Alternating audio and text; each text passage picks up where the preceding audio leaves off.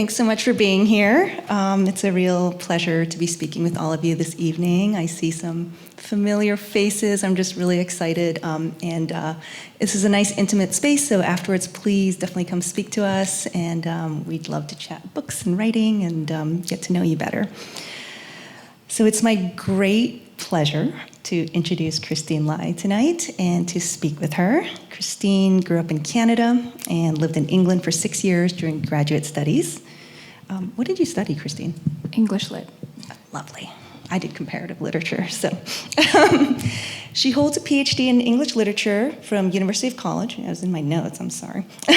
Her debut novel, Landscapes, celebrates its pub day today, as Jorge mentioned, and has been shortlisted for the inaugural Novel Prize offered by, these are really prestigious presses, New Directions, Fitzcarraldo Editions, and Giramondo Presses. Congratulations on that recognition.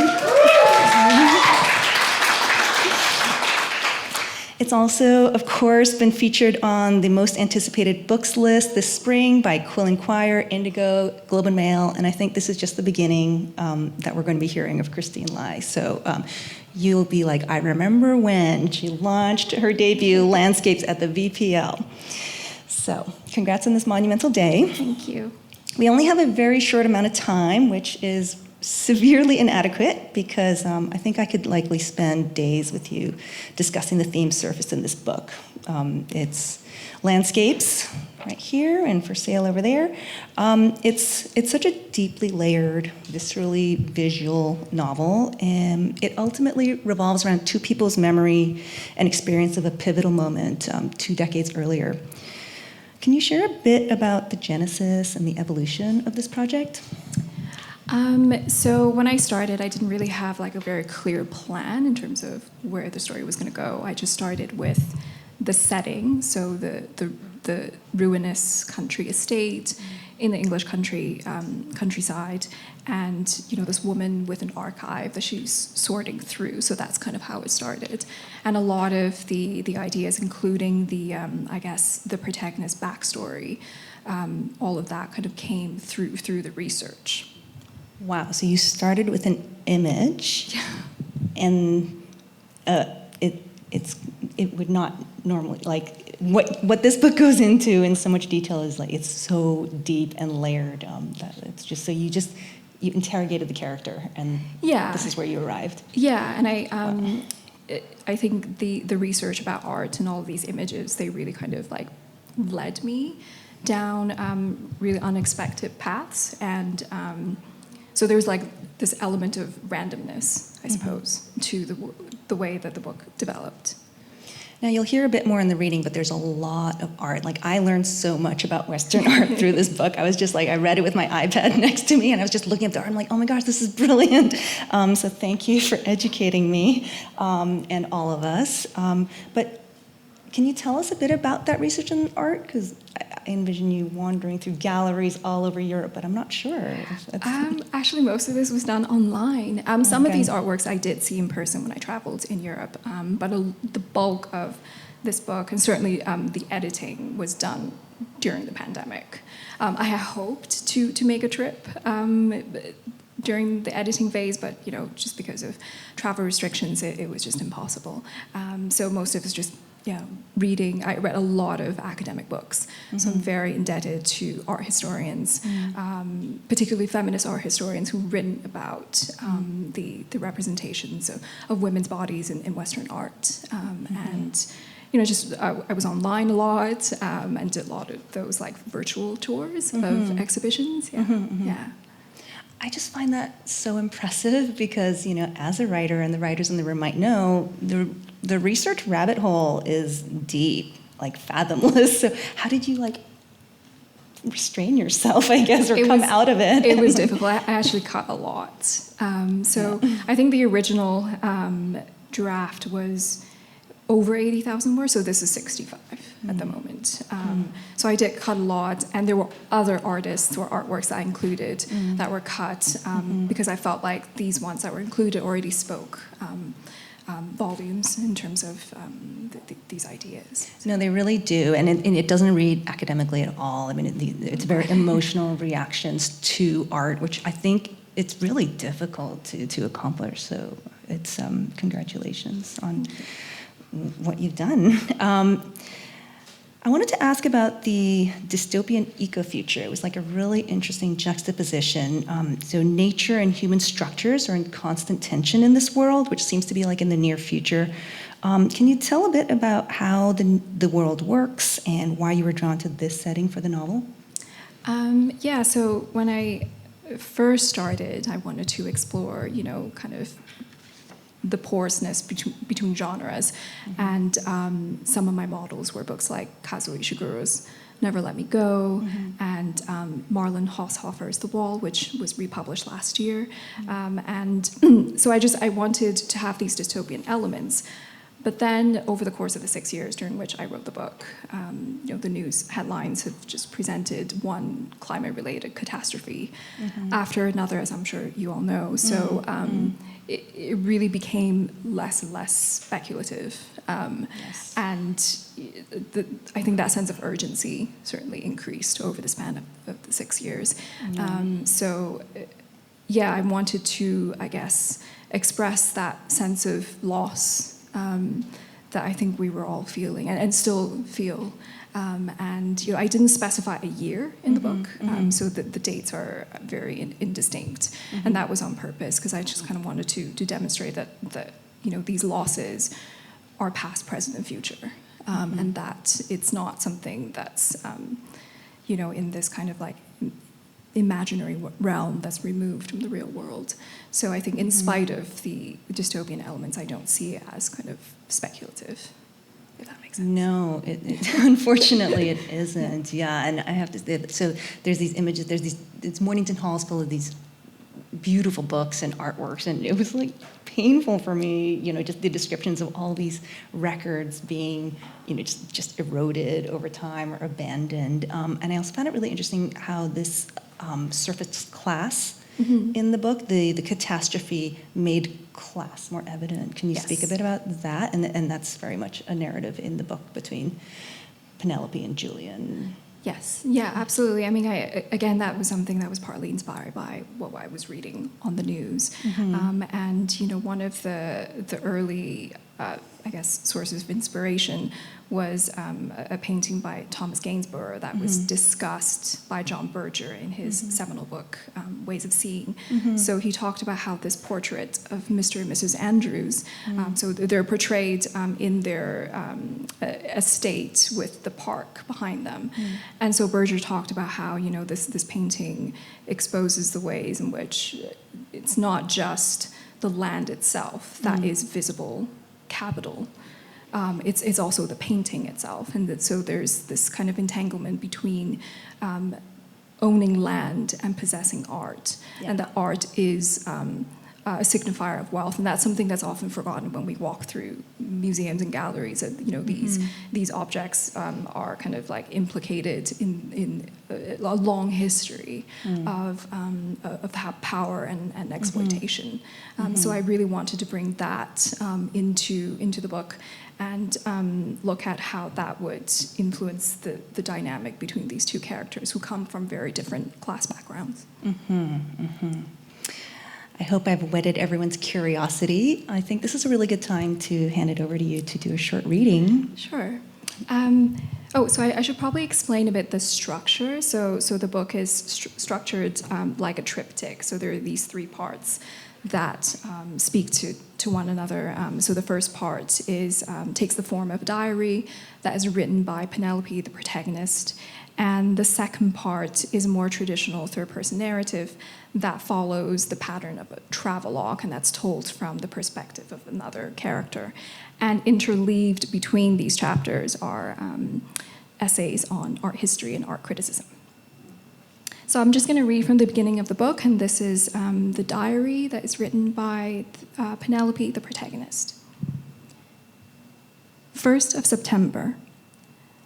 I picture myself standing in the midst of a ruin. All around me, there are mildewed canvases, rolled up crudely or crammed into drawers. The edges of the papers, mouse-eaten or worm-eaten, fall into heaps of dust. As I work through the disorderly archive and chip away at the mountain of responsibilities, my mind is drawn back to this image of Turner's studio, left in a state of Pompeii-like destruction after the painter's death. That same atmosphere of decay seems to permeate the library in which I spend my mornings. On better days, disorder is forestalled, and there's only the linearity of the catalog and the neat collection of books and objects. On days of anxiety, such as today, I find myself stranded in the wreckage. The dust that has gathered in the corners, the moldy papers, the shelves that bend under the weight of books and archival boxes, all these seem to be advancing towards me, millimeter by millimeter, until they overwhelm me. 2nd of September. A calmer start to the day. A thin column of sunlight shines down from above. Elsewhere, the library's underground storage space is illumined by a solar-powered lamp that is recharged daily on the desiccated lawn. I write by the light of this lamp, and a pile of books serves as my desk. Before I sat down to write, I spent some time admiring the flowers I keep in secret. The earthquake 5 years ago resulted in a crack down one wall of the library. But plants have forced their way through the fissure and have begun to sprout in the space where books were once stored. Even now, as aridness eats through the outside world, the weeds and flowers that have flourished in the aftermath of disaster are protected by the shadows and nourished by the water from the broken pipe. This spot of green is the only place where I allow water to drip away unchecked, and these flowers the only luxury I permit myself to keep in these days of want and longing. It has been almost 3 years since it rained in this part of England. First came the floods, then came the droughts. Here at Mornington Hall, the 1,000-acre parkland is parched, and the remaining leaves crumble between my fingers. Parts of the earth lie fractured, creating intricate webbing that spreads out like dark veins. I never thought I missed the cold, wet air on rainy days.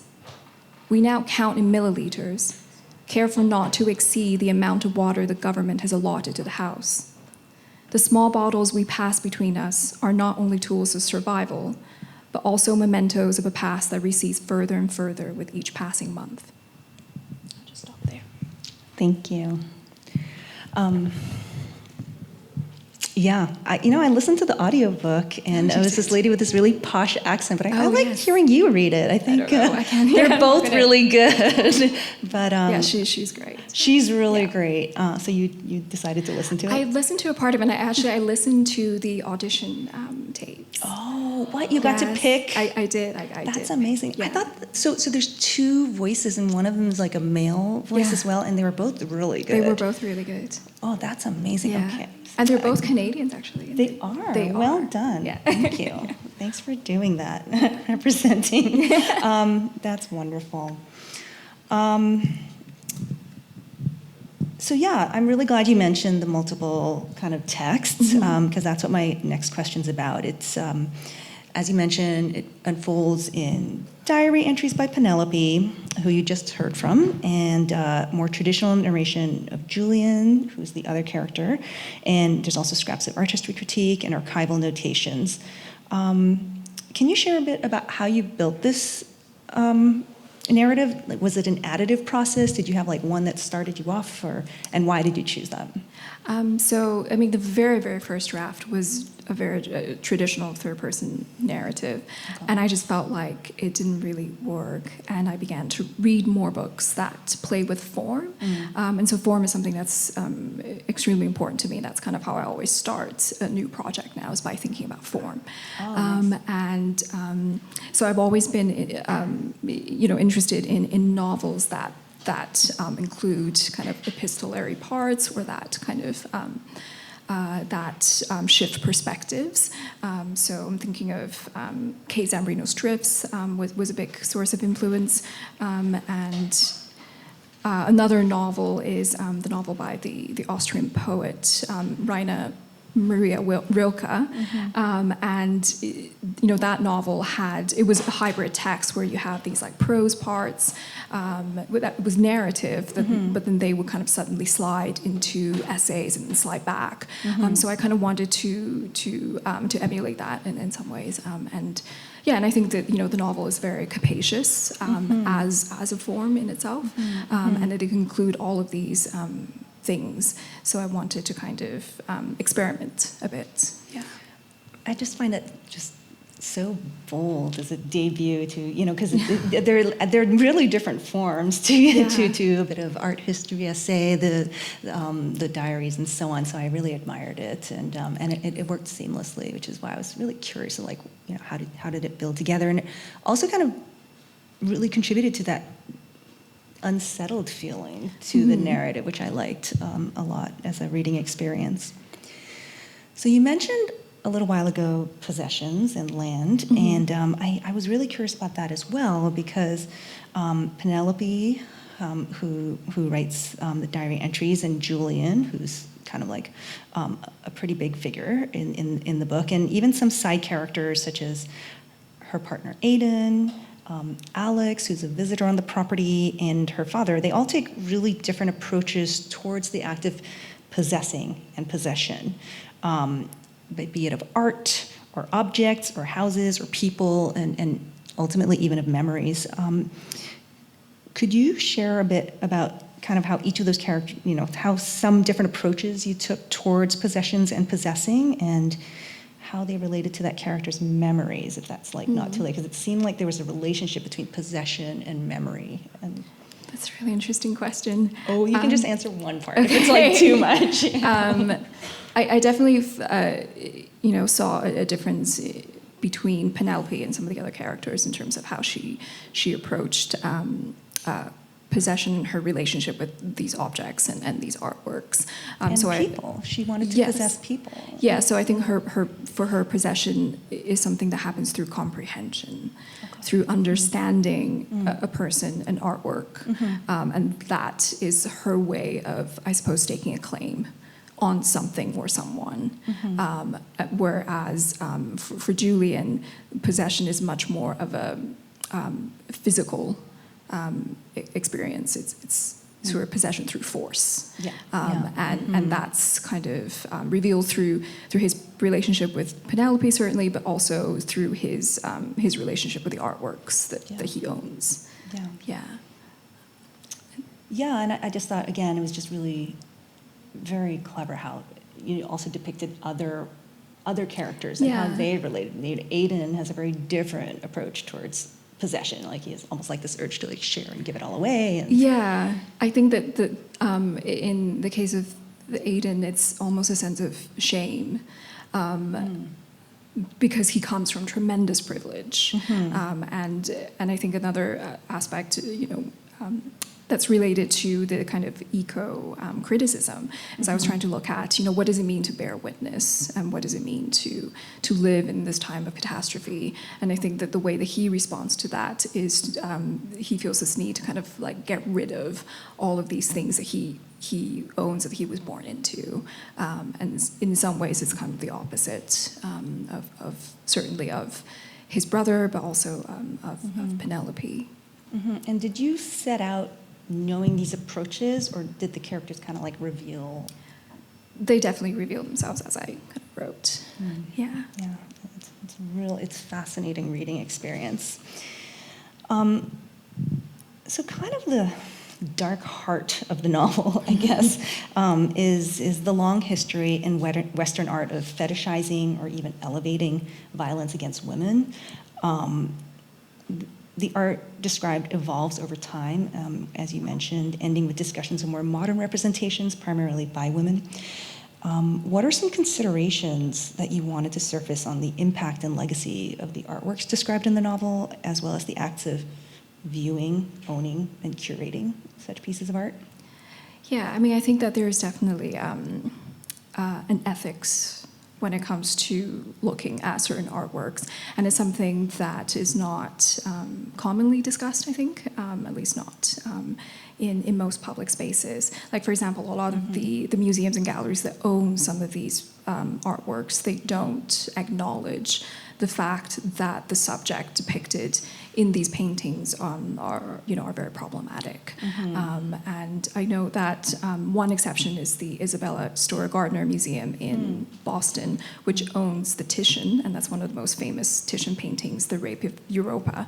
And they actually had an exhibition last year or the year before that was about women power and art. And so I think that there are some museums that are trying to make an effort to bring this subject matter into public conversations, but I think it is still something that's kind of more widely known maybe amongst academics and amongst art historians. I do think that I don't know, I feel like maybe some art lovers might feel that it's almost a form of sacrilege to talk about how problematic certain artworks can be. But I actually think that, these discussions kind of recontextualize the artworks. And it means that they kind of speak to us on a deeper level. And that we look at the ways that we as spectators and as viewers have been complicit in that history. And it is really interesting, as you pointed out, most of the artists who have explored this issue have been female artists, contemporary ones, as well as ones from earlier in the 20th century. Yeah, and again, I just really appreciated the lens. I'm like in grade school, they taught us about Titian, and like he's really good at using red. But even as a kid, you could tell like this is weird. Like what's being depicted, like what this narrative is. So I really appreciated kind of bringing that emotional and bringing that conscience to the act of viewing. And one really interesting aspect of the book is a same piece of art would be viewed by two different characters and experienced in really different ways. And I thought that was really skillfully handled and kind of like a fun scavenger hunt for a reader. So no, I really appreciated that. And I was curious, does that extend to reading? Like, because I felt like I was reading this book and I felt complicit in just even reading about that. But I thought it was really interesting how you used space. And you mentioned the space in art, and then I think you also use it as a device in the novel. Can you speak about that? Kind of like the... Do you mean the physical space? Of the like the setting, hole that illuminates an emptiness. Oh, yes. Yeah. Oh, yes. Oh, well, I mean, that was definitely deliberate. So at the center of the book, there's a kind of void. Yes. And the void is a motif that actually runs throughout the book. There are many different kinds of voids, from like the empty space on the gallery wall to, the voids of the stone bodies at Pompeii. So there are all these images that kind of repeat the void. So that was something that I had decided on fairly early on, that I wasn't going to describe the scene of the assault, because I think that it's not just an aesthetic choice. I think there is also an ethical dimension as well, especially because I was very mindful of the fact that I might be describing something that someone else has actually suffered, that a reader or an audience member has actually gone through. So I wanted to be very respectful and compassionate in that regard. Actually, one of the artists I mentioned, the Colombian artist Doris Salcedo, so her works were very crucial to me in terms of how to represent violence, because her sculptures, I don't know if you saw online, they never include a body in pain or a corpse, despite the fact that her entire career, she's dedicated her works to victims of political violence. In She Colombia. did the crack in the Tate. She did the crack which in is the like Tate. unforgettable. If anyone's ever been to London, to the Museum of Modern Art, That was there's a I giant crack, and you just like. And you could still see the scar. So they had they filled it in. They filled it in, but you can still see the kind of trace of where it was, That's cool which is super interesting. Yeah, so she has these sculptures that just show, furniture that's been kind of broken apart and recombined, but there are no human figures. So and the absence of the figures actually for me highlights that sense of loss and of the catastrophe that had occurred. So I just wanted to have this emptiness in the middle that I think actually perhaps ironically draws the reader's attention to it. Yeah, it certainly did. I didn't know that was. Yeah, I was definitely noticing the void. So, yeah. I'm glad we're speaking a bit about kind of like the more modern representations. I don't think this is a spoiler, but towards the end, as we've already mentioned, there are quite a few images of recovery and integration. And there's flowers and plants that grow exclusively on rubble. Penelope herself is rendered in a portrait by a female artist, and then there's a final look. Turner is an artist that's throughout the novel, and there's a new, like a final interpretation. Yeah. Oh no, it's okay. Good. Okay. Can you share how these reflect Penelope's ultimate responses and kind of like the novel's reflections on catastrophe, both personal and global? Yeah. So I wanted to end it's a book that's filled with violence in many ways, even though none of it's described in a very kind of visceral way. But I wanted to end with her kind of engaged with the work of reparation. And for her, it's really the act of writing in the notebook or the diary. That's what kind of gets her through. And there were a couple of books that I was kind of reading a lot and thinking about a lot. One is Marlon Haushofer's The Wall, which also featured a female protagonist that's kind of writing her way through despair.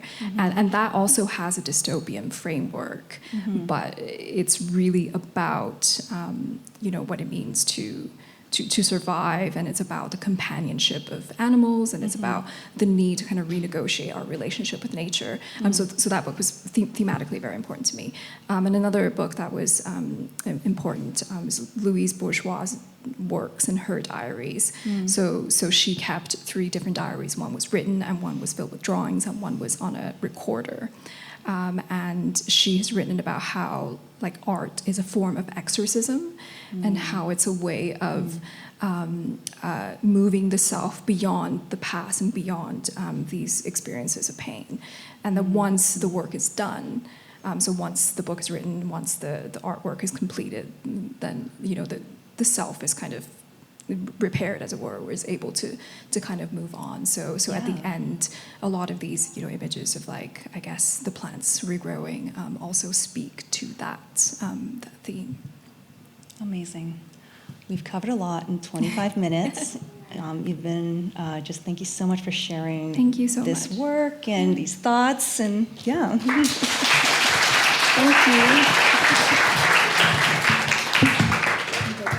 I made a glaring mistake in my introduction, which is I didn't introduce you. Ling Kaye is a freelance writer and editor, and she has served as the artistic editor at Prism International and Rice Paper magazines, and a guest editor at the New Quarterly magazine. Her fiction won the 2021 RBC Bronwyn Wallace Award for Emerging Writers and was shortlisted for the 2015 Writers' Trust McLennan and Stewart Journey Prize. So now you know. Clap again.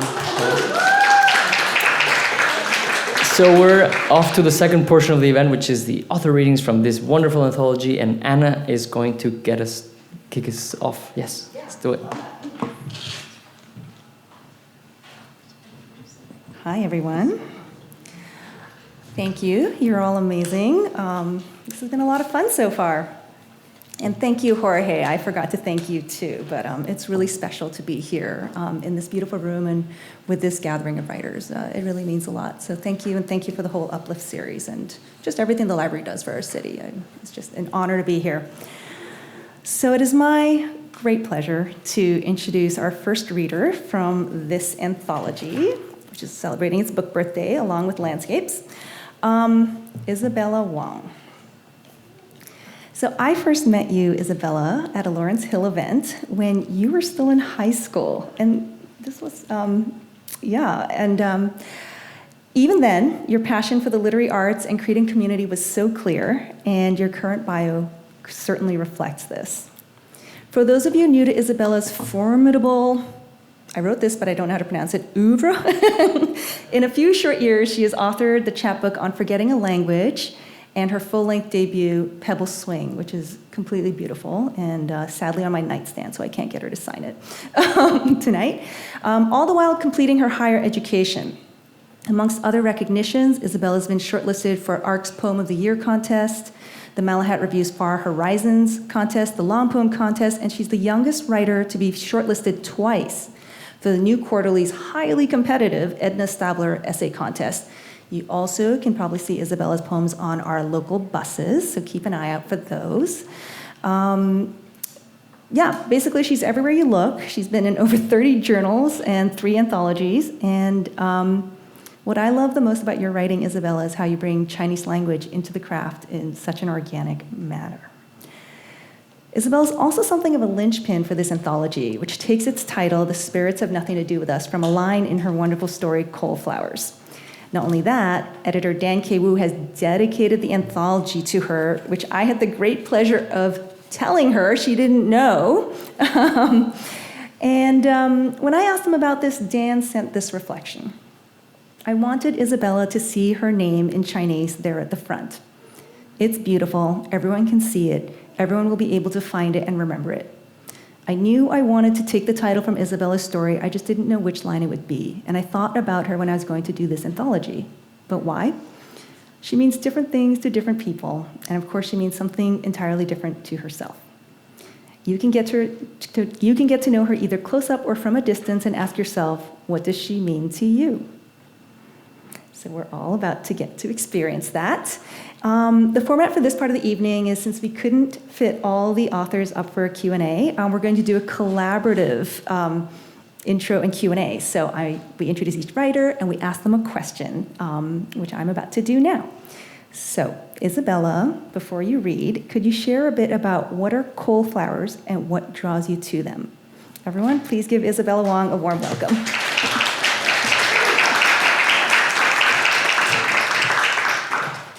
Hi everyone, and oh my gosh, the title of this book has been shared with us for like a long time. I did not make the connection that I wrote it, wrote the line.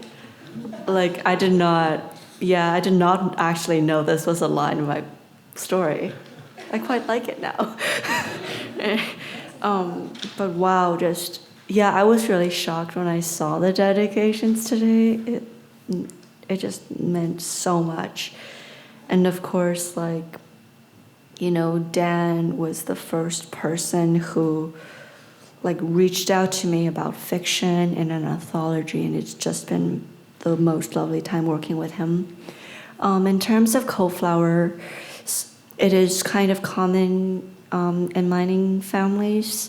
You kind of take a piece of coal, and I think it's a recipe like baking soda, vinegar, and then after a while it kind of becomes this crystallized kind of blue or green kind of crystal.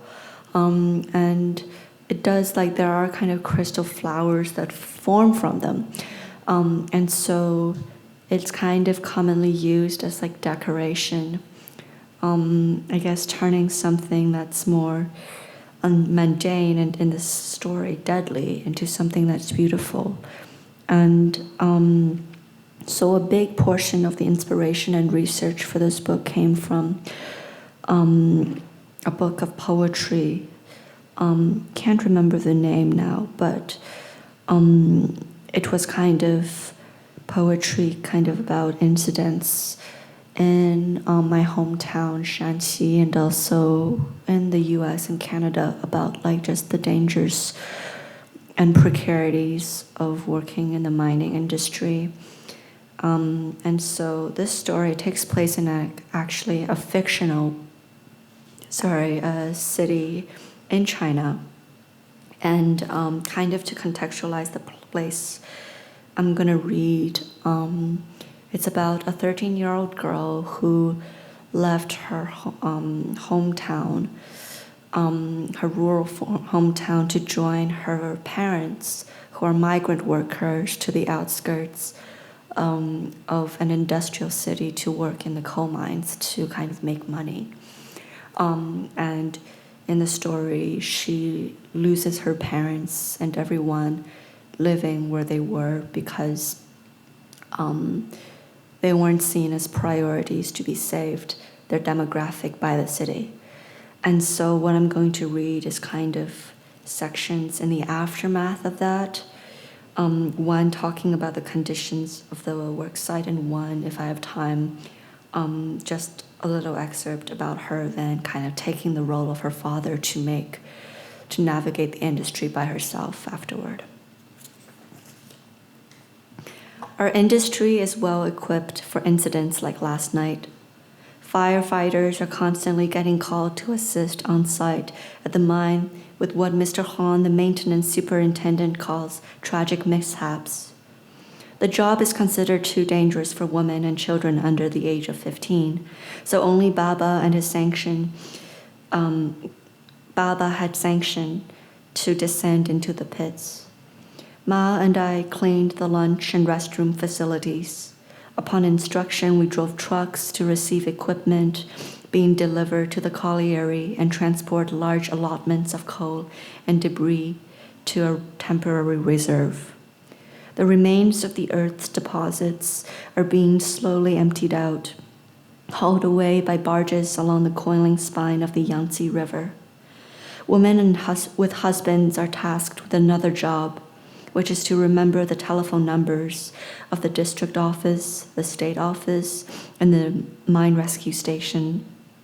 This detail wasn't made explicit in Ma's contract agreement, but naturally, within the contiguous proximity of the tunnel's blast radiuses, we are the first to report any accidents heard or witnessed nearby out of fear for the safety of our loved ones. Once the workers are trapped, a team has only a short time until methane reaches toxic levels underground. Then rescue efforts must be abandoned. Due diligence is a countdown, which is why from across the street, I made the call using a dial phone in the Zhang couple's convenience store and expected the fire brigade to come relatively quickly. I expected to be reunited with both my parents, like the time we'd made the calls to the district commissioner's office, then the rescue station, but our fear had turned out to be a false alarm. A few women working in the lunchroom had heard an airplane hovering low, and that was enough to send the rest of us into panic. Before long, everyone's beloved husbands, fathers, brothers, and uncles emerged, confused by the sirens and empty body bags that had already been laid aside for them. Haizi, stay with me, Mr. Zhang ordered. You just stay here by the glass over there. Your Ma and Ba will be out soon. But before long, the fire took over our side of the hostel. A single fire truck eventually came, but not until 37 minutes later. For such a small building, the fire was given an ample head start. When they heard my voice on the other end and learned that the place I was calling about was a hostel, the city could have told the responders to wait 10 minutes, not 30, and our home would still have been unsalvageable. The city let the fire take our home away.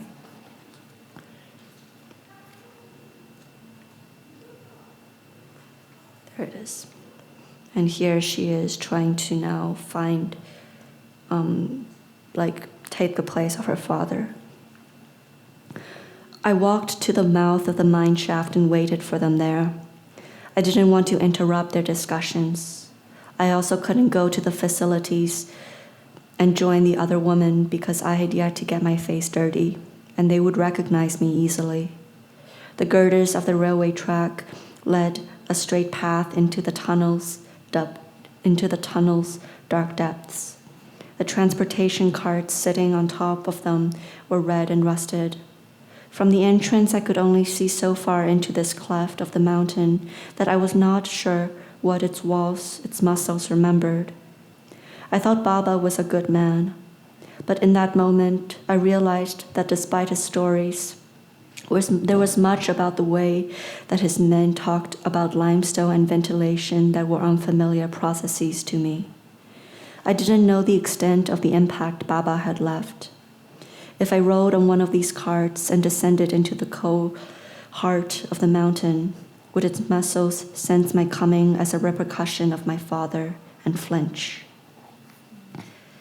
Okay, so now I'm gonna introduce Eddy.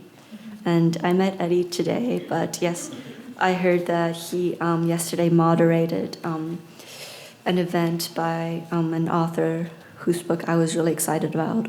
So he moderated Rebecca K. Kwan's book, Yellowface, and so that earns him extra cool points. Yeah. So Eddy Boudel Tan writes stories that depict a world much like our own. The heroes are flogged, truth is distorted, and there is as much hope as there is heartbreak. He's the author of 2 novels, After Alias, a finalist for the Relit Awards and the Edmund White Award for Debut Fiction, and The Rebellious Tide, Dundon Press. In 2021, he was named a Rising Star by the Writers' Trust of Canada. Yay!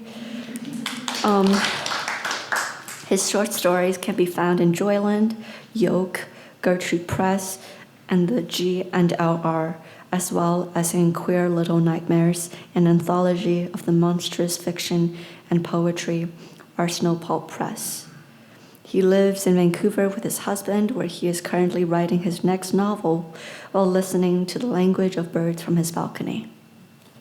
So the question I have for Eddy, we did not have a chance to read each other's work, but this will be more clear once I guess he reads, is how the hell do you deconstruct an egg tart? And then is this story possibly published in Yoke? Because, that just makes sense.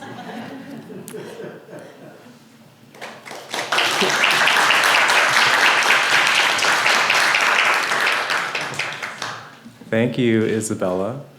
And this is true. This is the first time that I've actually held this book in my hands because our copies have not yet arrived. And so I have not read any of these stories apart from mine. But to answer Isabella's question, you'll actually find out. I'm going to read the story, and you'll find out how to deconstruct an egg tart. And so, quick story about the Vancouver Library, just because we're here at the Central Library. I remember when this building was first built, and this was a long time ago. It was in the 90s, I think, and I was probably 5 years old, and I was so excited for this library to be built that I convinced my parents to bring me to this library on opening day.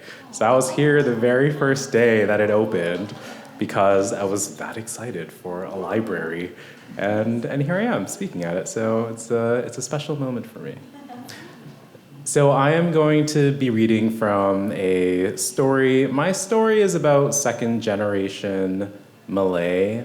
It takes place in a Chinese restaurant that has been horrifyingly gentrified.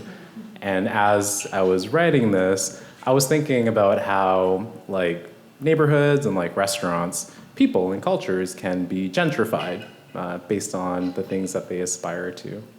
So my story is called Egg Tart Deconstructed.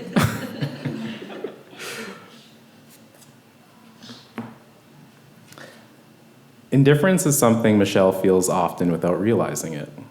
Feel may be the wrong word because it doesn't actually feel like anything. Rather, it's the absence of feeling, of caring. Indifference is what she feels now, sitting across the table from a man she spent the past 3 years curating a life with. He appears more vulnerable than usual beneath the moody lighting of the restaurant. His eyes are unnaturally open, blinking far less than those of other people. Michelle used to find this lack of eyelid movement rather alarming. When they did close, they did so dramatically for effect. But now she's grown used to everything about this man whom everyone seems to admire. Even the precision of his jawbone and disarming smile have a duller effect than before. Her head nods along to the predictable rhythm of his words, but she's distracted by her indecision about the dish in front of her. Does it remind her more of a nest of earthworms? Or a bundle of elastic bands? It certainly doesn't resemble the lo mein from her childhood. Untidy piles of steaming noodles and fleshy pink prawns, rich with fat and salt, served on chipped ceramic plates with faded blue detailing. The noodles before her are anemic, unloved. Instead of a generous heap, they're swirled gracefully into a little volcano. 3 bites tops, she thinks to herself. A single prawn, deveined and glistening, leans against one side above a smear of green sauce reminiscent of toxic waste. Her attention is refocused not by a sudden noise, but by the momentary absence of sound. The man is silent at the other end of the little table, looking at her as though waiting for something, eyes wide and unblinking beneath jet black eyebrows. She responds, nodding in agreement to whatever it is he said. He sinks back into the velvet banquette, and Michelle notices for the first time that the plush fabric is the same color as her lips and wine. The man is silent as they look at one another from their opposite ends of the table. Michelle knows he wouldn't accuse her of not listening, or any other shortcoming for that matter. His perception of her is too generous. He simply smiles as he slices into the steamed fish in front of him with a shiny knife. It's a palm-sized fillet, its head and fins left off the plate, unlike how it used to be served in this restaurant. Michelle's hand hovers above the chopsticks beside her plate, which look more like weapons made of ivory than dining utensils, before choosing to pick up a polished fork instead. She twirls the noodles the way she'd learned from an old roommate, an Italian. She brings the fork to her mouth, careful not to slurp them noisily like her father would do. The man begins to speak again. She nods along, watching his lips form elegant shapes as they emit sounds that go unheard. Her mother likes to talk about how he looks like a movie star from Hong Kong. This always embarrasses Michelle, but her mother is right. That is what he looks like. She's grateful when a waiter arrives holding a rectangular plate, which he places carefully in the center of the table. Egg tart, deconstructed, he proclaims. Michelle leans forward to inspect the strange dish. She's been eating egg tarts for as long as she can remember. The rich, buttery aroma would always transport her back to her childhood, racing her brother across the linoleum floor of their parents' bakery. They used to peer through the plastic case at rows of glossy buns and flaky pastries. Her brother preferred the white pouches of mochi filled with peanut and sugar. He called them snowballs. But she's always loved the tarts with the glistening yellow filling best. Unlike some other places, their mother never browned the custard. The dish in front of Michelle, though, looks nothing like any variation of the treat she's ever seen. It doesn't have the same decadent scent. In fact, it doesn't seem to smell like anything at all. Pale yellow dollops have been piped in an erratic pattern across the plate. Rather than flakes of delicate pastry, little coins of what appears to be shortbread are placed alongside each custard swirl. Some face down, others balanced on their edges. She senses an urge to wipe her hands across the plate, mash together the components in a ball of cookie and cream, but then something catches her eye. In the middle of the plate, held upright in the center of a shortbread coin, is a white gold ring with a single cushion-cut diamond. Michelle simply stares at it for some time, trying to make sense of the ridiculous combination of edible and opulent. She would have continued to stare in silence, but the man intervenes. "I've loved you since the day you walked into my life. Remember your first day in the office? I called you Miss, and you said you answer only to Michelle." He's blinking more frequently than ever before, as though he's been saving them for this moment. She looks at him and feels blank, like there's nothing there and she's nobody. The only thought running through her mind is that it was the second day, not the first. They met on her second day in the office. "The last 3 years have flown by so quickly," he goes on, "and there's so much more in store for us.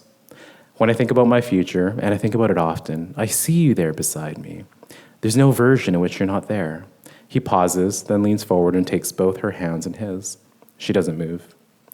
"Michelle Cheuk," he says, stretching out the last word like he's blowing on a dandelion. "Will you be my wife?" She squeezes his hands as hard as she can, not knowing what else to do. Her lips part, but nothing comes out. The man's easy smile begins to falter, the corners of his mouth twitching as though he's posing for a photograph that's taking too long to snap. Finally, her hands let go of his and retreat beneath the table. Her lips come together and she looks down at the diamond before closing her eyes. "I have to run to the ladies' room," she says a second later. Okay, I think I'll leave it at that. Thanks.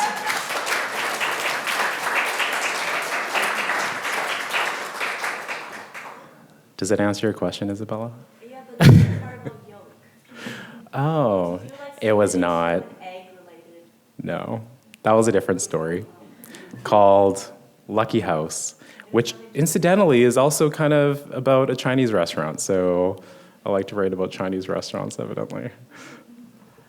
It's a great pleasure of mine to introduce you to the next reader and contributor, Yilin Wang. Yilin Wang is a poet, a writer, and a Chinese translator. I have always been somewhat ashamed of the fact that I don't speak Chinese fluently, or any other language for that matter, apart from English. But I have such a deep respect for translators, people who are able to do the important and difficult work of translating text from one language to another. Oh.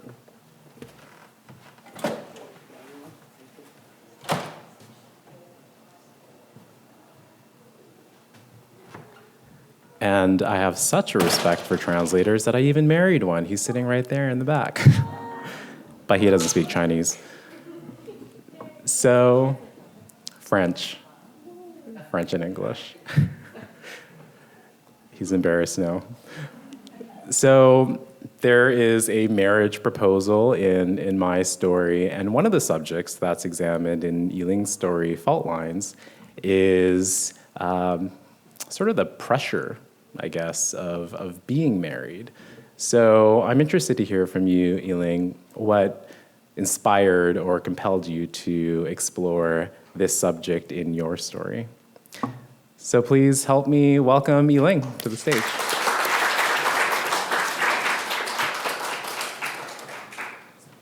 All right, yeah. And is Sam here? Do you know how to pronounce his last name? Cheuk? Okay. All right. Great. Yeah, Eddy. So I actually just ate like an egg tart yesterday. So to follow your reading seems very appropriate. And thank you for the question. So my story in the anthology, it first appeared in the Malahat Review, and I wrote it quite a few years ago. And I wrote it specifically in response to some news articles that were coming out of China about this very misogynistic label of leftover women, which was being aimed at women who turned 27 or were 27 or like older, who remain unmarried. And I found that very frustrating, and I wanted to write a story kind of inspired by that, as well as kind of experiences I've witnessed and kind of seen. So I'm going to be reading from the beginnings of my story. It's called Fault Lines. Dai-Ying and the boyfriend she rented for 400 yuan per day lingered near the entrance of an ancient quadrangle courtyard in Yibing, where her grandma, Nai Nai, still lived. Outside the courtyard gates, scarlet lanterns and crimson banners with calligraphy dangled. They always appeared around New Year's to summon good fortune, but never brought any luck to Dai-Ying. Inside, Nai Nai must be counting the minutes until she and Chen arrived, so they could all share the family reunion dinner. Finally, Nai Nai would stop chiding her for being single. She turned to Chen. "Are you ready?"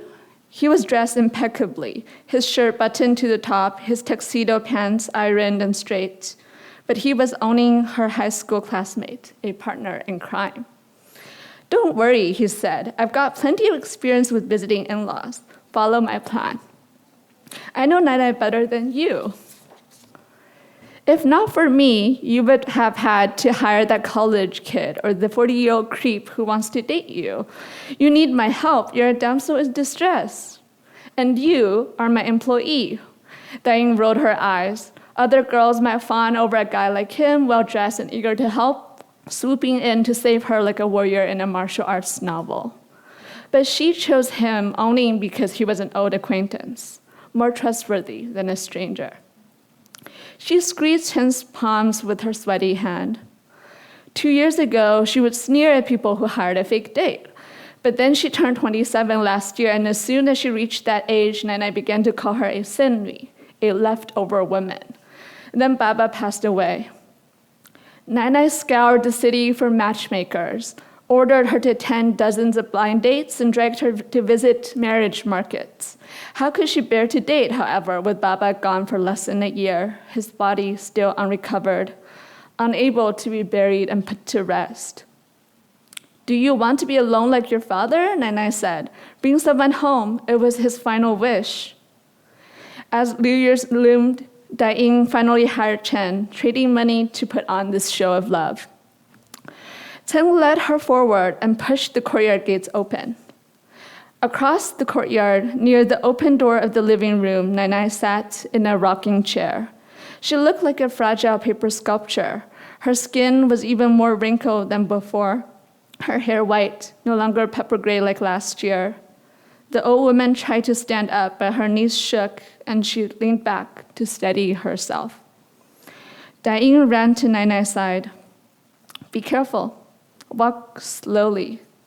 There was no trace of the firm-handed woman who had hit her with a feather duster for skipping classes or disobeying curfews, screaming that hitting is caring, yelling is love. The beatings ruptured her skin, leaving scars that never healed completely. Nana's grip was light and shaky as they made their way towards the living room table. So you have finally found a boyfriend. I told you I would. Dai-ing gestured Chen to come over. This is Zhen Chen. We were classmates. He runs an IT company for his family business. Lovely name. Gao Fu Sui. Tall, rich, and handsome. She of the most valuable qualities for men, at least according to popular culture and to Nai. My father named me Chen because he wanted me to be honest, sincere. Somehow, he always knew the right words to say, the correct way to behave. Dai-ing guided Nai to her seat. You should have eaten first instead of waiting for us. The old woman hadn't been well enough to cook in years. Tonight's dinner was prepared by a neighboring auntie who did Nai's housework. Wait. First, bring some food to your papa. I set up a shrine in his old bedroom. Okay, I'm gonna stop there.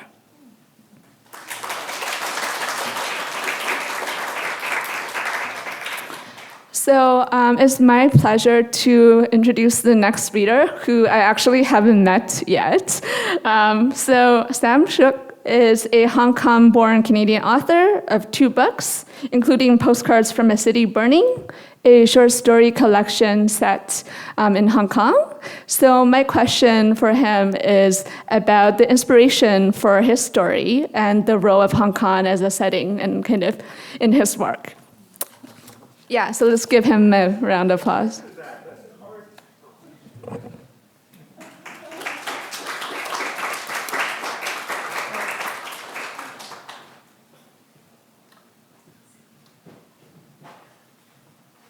Can I just push this question to Lydia so I don't have to answer anything? Change it, it's just what inspired your story, or anything else you want to. I was there in 2019, so I saw stuff that was happening, and then I wrote stuff about it. And I hope I didn't suck too badly writing about whatever I saw. I really don't have a smarter question or answer to that. Oh, but Lydia, wait, where are you sitting? I'm gonna have a question for you once I'm done reading a short little thing here. As soon as I can find my page anyways.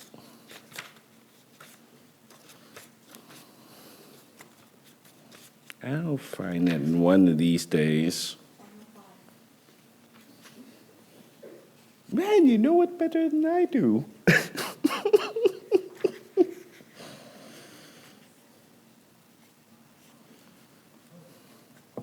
I'm just going to read one quickie paragraph. It's about somebody who makes a sandwich in my old hood back in Hong Kong. Do not really remember him all that much, but he made a really good sandwich, and that's why the story's about a sandwich. Okay.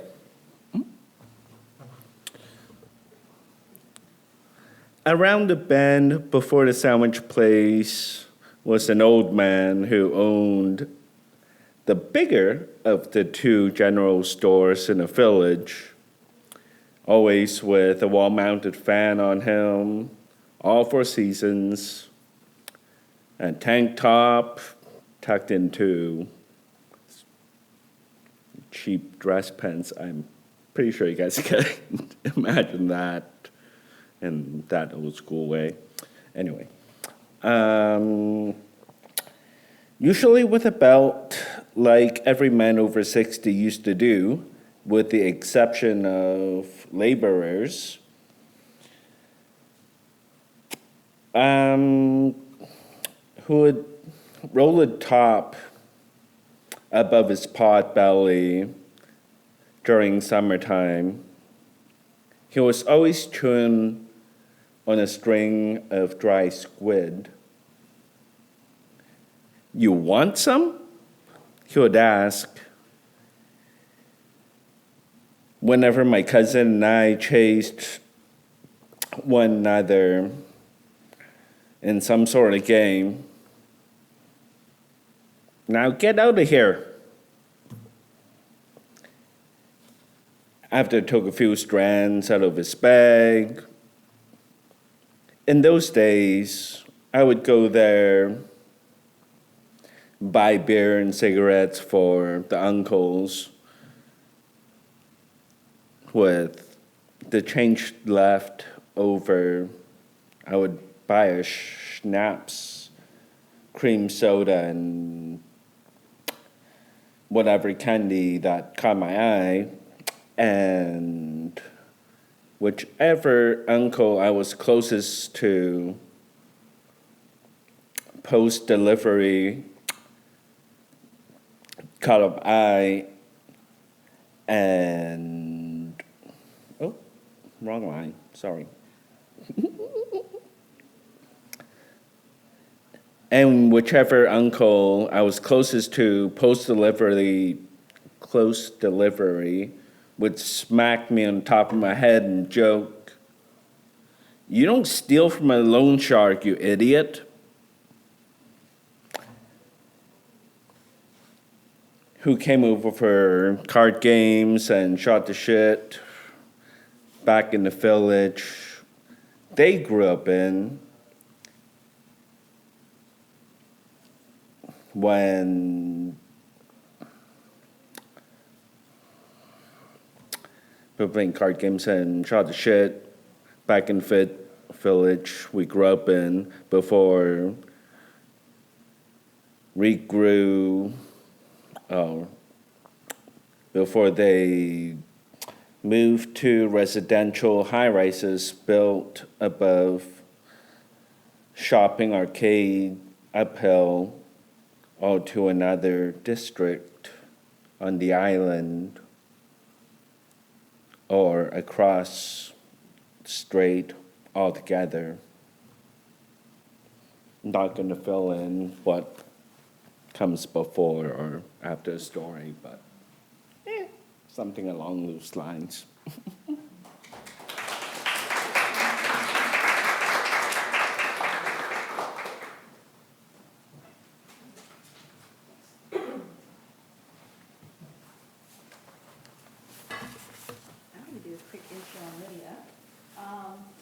Hardly needs any introduction. But Lydia's published 2 books of poetry and 4 novels. Her 4th novel, Oracle Bone, was published by Arsenal Pulp Press and as the first novel in the Chuangchi duology. A new version of The Walking Boy was released in spring 2019 by Arsenal Pulp. And her next novel, which comes out in October, A Dream Wants Waking, will be published by Buckrider Books, an imprint of Woolsack and Wynne.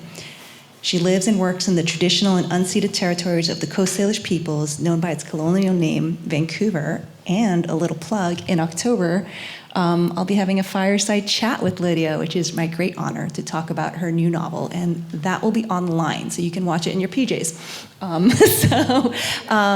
Lydia, welcome. And I guess my question for you is, What is a Chuangqi duology?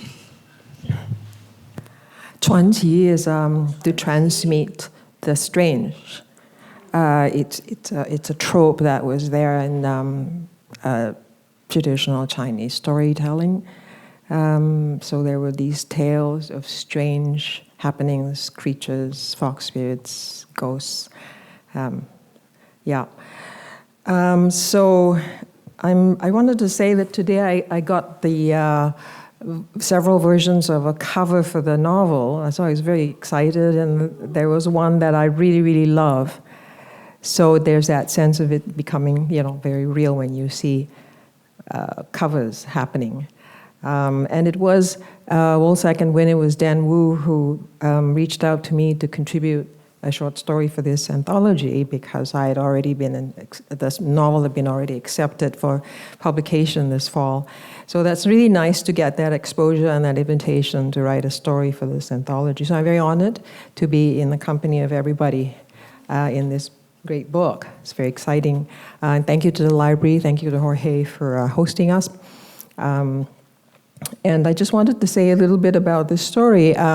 There was a period, about 3-4 days, I think, early in 2022, or maybe it was the end of 2021, where there was a lot of fog, if you remember.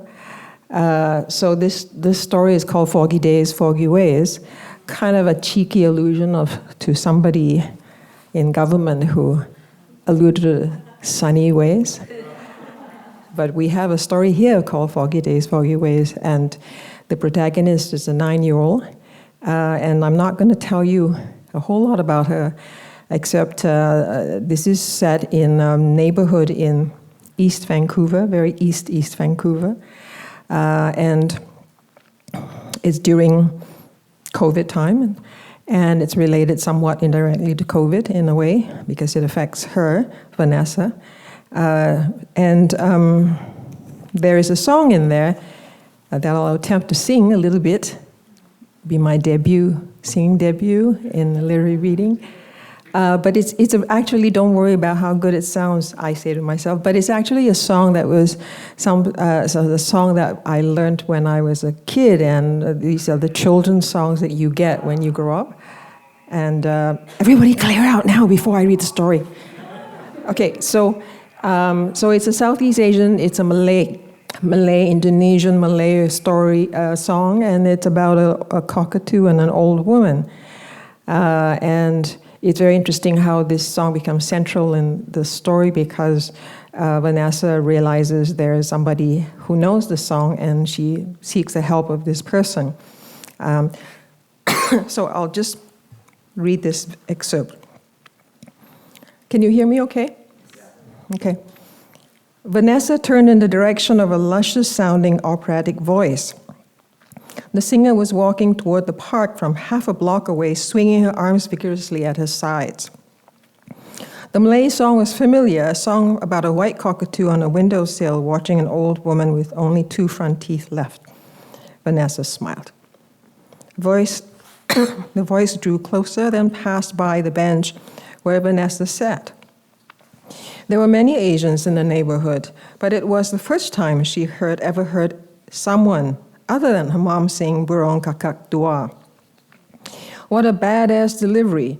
This auntie didn't seem to mind that there were others around who could hear her.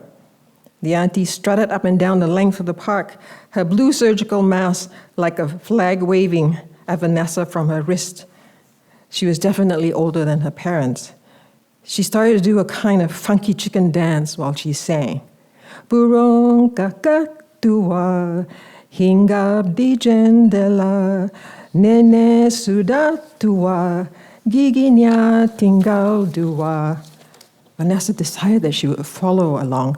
She was cautious at first, hummed very softly. Then she got bolder and joined in, floating behind the auntie, swaying from side to side. She imagined that white cockatoo perched on the window, watching the old woman in the room. She had always wondered what the relationship was like between the two, but the lyrics didn't give much of a clue. She loved the refrain, letrum, letrum, letrum, ooh la la, though she had no idea what this meant. She always got this line wrong. Her mother stopped trying to correct her and it became their inside joke. She sang her version, day boom, tra-la-la.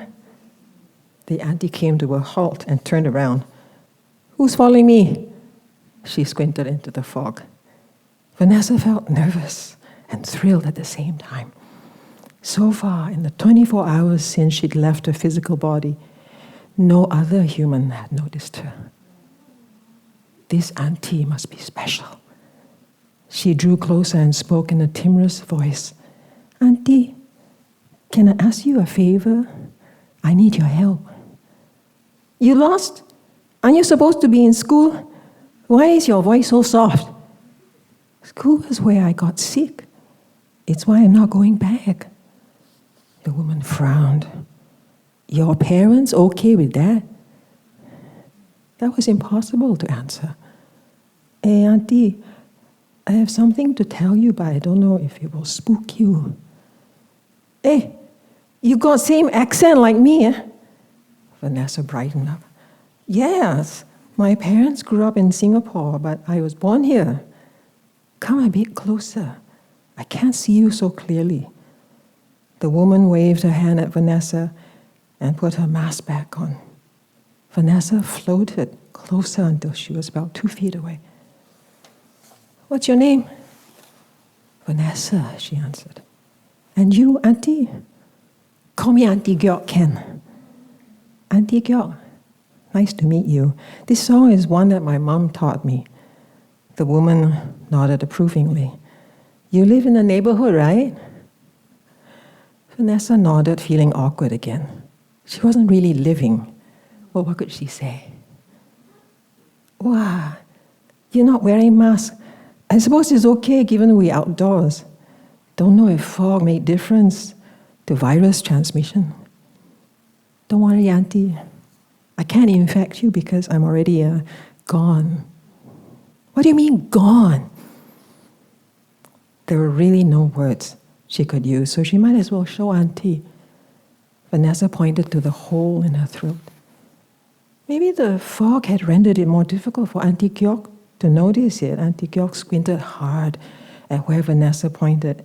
Eh, what happened there? Maybe she had to give Auntie Gyok a stronger hint. Hospital. They put a tube in me to help me breathe. See, I got the blue gown on. Auntie Gyok's eyes bulged as she covered her mouth with one hand as she took sharp intake of breath and gasped. She straightened up and quickly pulled her right earlobe twice, backing away. You are not... Please, Auntie, I need your help. Vanessa stayed rooted to the spot, lost in the fog as the woman walked briskly away. Scary story.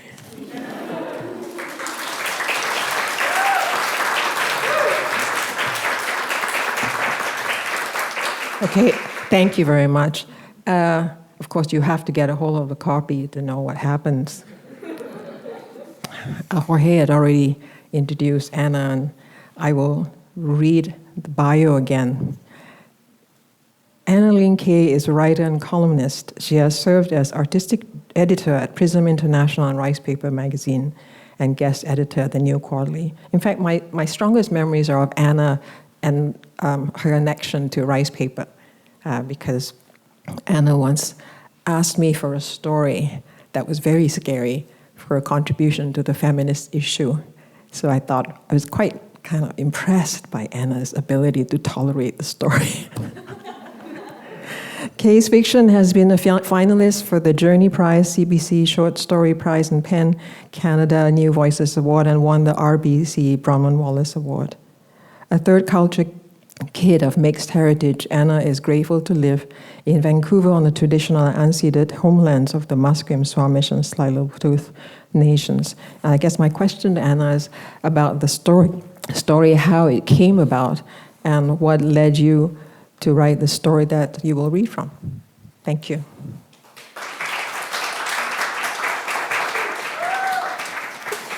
Thank you, Lydia. Well, I'm glad we have these long days, so none of us have to walk home in the dark after listening to Lydia's reading. Thanks all of you for still being here, and thanks Jorge for letting us stay in the VPL. I am the last reader tonight. You've all been really amazing. So my story is called Red Egg and Ginger, and Lydia, to your question, it's a tradition in Cantonese households to not name the baby for a month. On the day when they announce the baby's name, they have a giant party, and they serve these eggs that have been dyed red, which are very beautiful, and candied ginger. So I was really intrigued. I really wanted to discuss the custom, but not kind of like hit over the head, and have it integral to the structure of the story. So the story kind of follows the custom. And maybe you'll get a glimmer of why. And I was also kind of exploring kind of like the origins of mixed identity. So this is like kind of like a prequel. So Red Egg and Ginger, I'm just starting from the top. And Sam mentioned Hong Kong. This is pre-2019 Hong Kong. May answers the phone call, though she knows it will make things worse. Baby's full month party, mother says. This weekend, remember? Yes, worse. May scrunches up to the wall next to her bed, her mobile phone threatening to slip from between her ear and shoulder. After the silence has gone on too long, May has to fill it with something. So what's the baby's name in the meantime? Little Stinker. That's what you called me. And the hungry ghosts never came for you, right? Maybe not, but May remembers being confused as a child about why mother thought she smelled so bad no matter how well she washed. Cousin gets on the line. Every sentence is an exclamation. The banquet your mother's preparing, May. She's canning the ginger herself, dyeing the eggs. I'm so lucky she's here. May imagines mother sitting next to cousin on Big Aunt's lacy couch, shaking her head to deny the compliments. If May wasn't so fond of cousin, she would be jealous of all the attention she's getting. Mother's even moved to Big Aunt's for the baby's first month, the better to help cousin with her healing regimen. Papaya soup, wood ear tea, fish maw with black bean sauce. May taps a cigarette out of the box. She mouths the word cousin to S, who is lying across the bed from her. His combat boots and socks are neatly arranged on the floor. Looking at his bare feet, May realizes that even after all these months, she can be caught off guard by the near translucence of his skin. The first time she'd seen those feet, she had traced the raised blue veins on them, marveling at the tributaries. Blood tangible where hers is not. Now May busies her fingers with the cigarettes, the phone. S raises himself on an elbow. He points at May's stomach and points at the phone. May shakes her head. She tries to focus on cousin's happy chatter until baby cries and cousin needs to hang up. S doesn't understand Cantonese, but he can tell May did not share her news with cousin. He asks why, forehead wrinkled, pupils widened to marbles of sea glass green. When May asks for a light, he takes the cigarette out of her mouth and throws it out the window. They watch the white paper disappear down the shaft of grimy wall between May's building and the office tower 10 feet away. Downstairs, the tram to Shengwan clatters by, bells warning jaywalkers out of the way. I'm sorry, he says. He drags a hand through his hair. May watches the brown curls spring back into coils. She used to love when that happened. But today, the hand, the hair, she wants to smack them. I just want you to have support, S says. This is a big decision. She just had a baby, May says. I'm a big girl. I can handle this. The truth is, May can't afford to lose any more face to cousin. Your English is so good, mother once said soon after May graduated from university.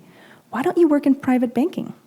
The next year, cousin had done just that, graduating in accounting and landing a steady position at HSBC Finance. Meanwhile, May had spent a few years trying to make it in performance art. Her grandest project was a piece for the anniversary of the 1997 handover. This involved painting her practically naked body China red with yellow stars and lying in front of the British consulate with other fellow artists. It had been a costly statement. The press response was underwhelming, and soon after, father cut off May's monthly stipend. Get a nice job, mother had said. Get settled. By then, cousin had just married a nice Cantonese bank manager. No one changes the world by managing money, May had shouted. She had moved out in protest. Soon tired of the sleeping bags and mildewed towels of her equally destitute friends, May took a training position at Hype. She would approach hair as living sculpture, she decided. She would style hair to fund art, use art to fuel change. She always thought she would move to Italy by the time she was 26, study mask making and shape-shifting from the last inheritors of Commedia dell'arte. Instead, May moved into the staff dormitory above Hype, a room shared with 3 other trainees. Her bed is an upper bunk with a curtain drawn across it for privacy. Now, a year later, Cousin has delivered every Chinese grandmother's fondest hope, a healthy boy. Meanwhile, the only global impact May's achieved has been seducing Hype's star stylist from Montreal. May only ever addresses him by his nickname, S. It was a tease, a flirt to catch his attention as first. S for syrup, as in maple, because that was all she knew about Canada. But now it marks him, sweet and stuck to her, available to no other. This makes the other salon girls cry into their pillows with envy. As for the latest news, only S and May know. He gives May a brief, brave smile. His hand moves over the rubble of sheets, hesitating in the air between them. Then he rests it on her stomach, gently. The soft pat recalls Mother's hands soothing tummy aches. As a child, May used to close her eyes and pretend to still feel bad long after Mother's hands had accomplished their work. You're a bit happy, right? S asks, excited. You're insane. Still, May lets S pull her close. She folds into the comforting warmth of her usual position in his arms, the first real touch since finding out.